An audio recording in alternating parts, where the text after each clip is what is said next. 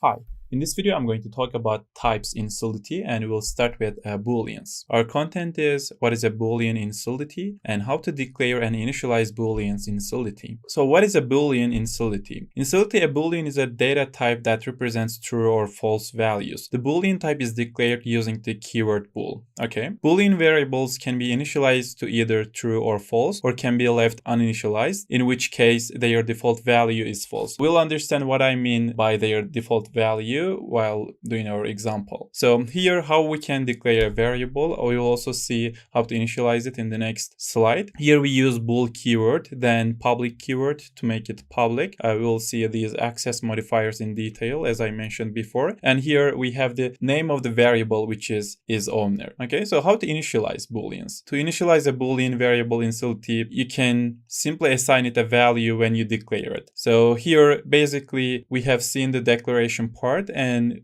we just say equals true or false, then meaning that we are just making it initialized. Okay, so let us switch to our editor and do some coding together. Okay, here I've created a Solidity file. I've put my license identifier and pragma Solidity. So let us create a new contract called Booleans. And in this contract, I will create a bool variable. So let us make it public and let's name it owner. So this is only the declaration part variable. So what I want to do, instead of initializing, I want to create a getter function. So let's say function get, let's say, variable, and it's going to be public, and a view function. We'll see what view means in the next lecture. So, and it's going to return a value of bool. Then we'll return what we want to return, which is owner variable. So let's say owner. So in this regard, I didn't initialize my variable, and it should be set to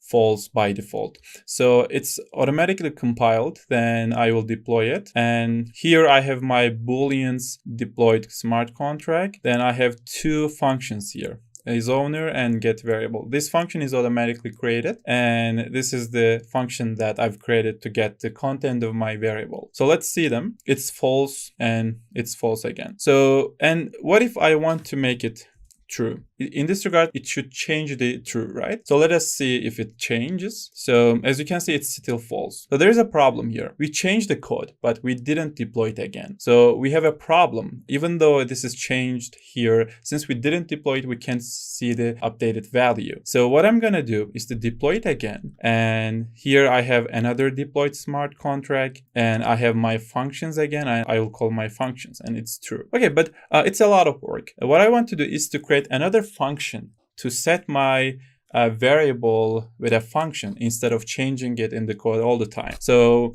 if you're familiar with object-oriented programming languages, you might be familiar with setter functions as well. So what I'm going to do is to create a setter function. So let's say set variable, and I want to give the value that I've passed into my parameter part. So let's say bool, and it's going to be a new value, for example. Then it's going to be a public function, and it's not going to return anything. It's only changing the value of owner. So here, what is my value? It's owner, and I want to make it the new value I've passed into my function as a parameter. So here I will deploy the smart contract again, since I have made some changes. And okay, now let's first see the value. It's true, and this is the same function. They are doing the same thing basically. And I want to set it to, let's say, false. And when I call this function, it worked okay. Then I want to call my function again, then it's false. And this is the same function as I mentioned, it's false. Why I'm seeing this function owner function, because my variable is public. So the function owner is automatically created. It's basically a getter function that we are creating here. So